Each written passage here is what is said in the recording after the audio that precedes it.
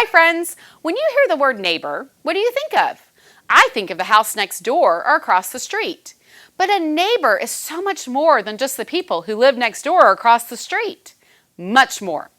Jesus tells us a story in the Bible to teach us who our neighbors are and how to be a good neighbor.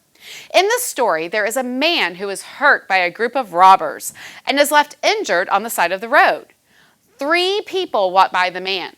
The first man to walk by the injured man stopped, crossed the street to the other side of the road so he wouldn't have to walk by the injured man. The second man to walk by did the same thing so he wouldn't be bothered by him. The third man saw the injured man and stopped to help. He treated the man's injuries and loaded him onto his own donkey to get him to an inn where he could rest and heal. When Jesus finished telling the story, he asked this question: which of the 3 do you think was a neighbor to the man who was attacked by robbers? Do you know? It was the man who stopped and helped.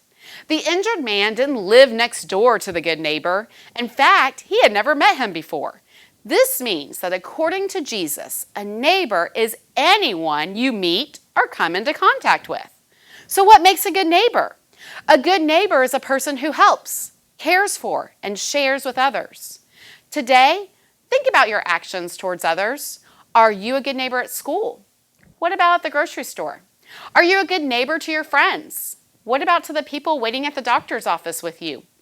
You have the opportunity to be a good neighbor every day to every person you meet. Don't waste that chance. Be like the good neighbor in Jesus' story. Stop and help.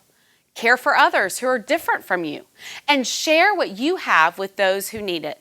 You will make such a positive difference to others by being a good neighbor. See you next week.